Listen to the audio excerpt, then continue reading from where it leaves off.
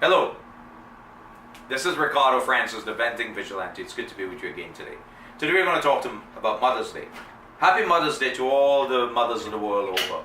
Whether it be a biological mother or you have played a role in someone's life as their mother, you are a wife, you're a girlfriend that may be a mother. So happy Mother's Day.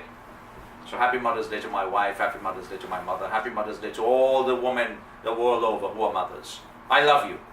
And I want to say every day should be Happy Mother's Day. Friends, I just want to take you into the historical and the traditional values of Mother's Day. Mother's Day initially was considered a pagan holiday, yes. Going back to the days of the Egyptian, they celebrated their goddess by the name of Isis. And of course, there she was the mother goddess. The Egyptians celebrated her in terms of their pagan traditions. Then we had the Greeks who celebrated Mother's Day by the way of their goddess Rhea, and subsequent to that the Romans by the way of their goddess Cybele. Friends, from that period on we get into the 1870s and to North America where I live. Of course I live in Canada, but in the United States of America there was a lady by the name of Julia Ward Howe who felt it was necessary to have an official day as holiday. She was a social activist. She of course clearly did not succeed in making that a reality. Then the baton was taken up by another social activist by the name of Anna Jarvis. Anna Jarvis wanted to celebrate her mother, so she fought very hard with the United States government. She was subsequently able to convince President Woodrow Wilson, who declared May the 9th, 1914, the second Sunday in May, as Mother's Day, within the North American and context that is. That is where the officialization initially came from. Friends, after it was declared, May the 9th, 1914, was declared Mother's Day. Of course, the world went into World War I on July the 20th, 1914. But between 1914 until the 1950s, there were transformation respecting Mother's Day, where Anna Jarvis is particularly concerned. Anna Jarvis became very resentful, very angry, very upset that she fought so hard to make Mother's Day an official holiday.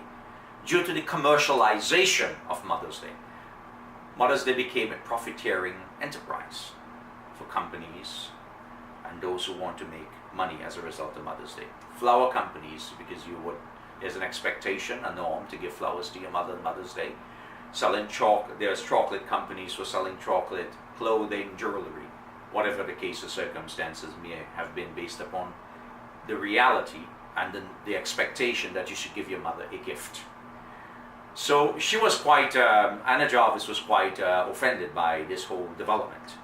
Friends, of course, as I explained earlier, respecting the economic and political realities of the world between 1914 to the 1940s, carrying on into the 1950s, Mother's Day, of course, became part of popular culture and a celebratory day in the 1950s, where it became an accepted norm. Even though it became an accepted norm, there are people the world over, even in North America and Canada where I live, who still do not celebrate Mother's Day as a result of their own personal belief system, their own personal principles. And of course, that is their legal right.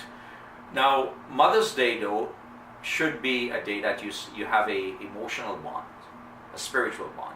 You sit and you chat with your mother and you talk about positive, enlightening things. You talk about being the son and her being the mother, sharing that special moment.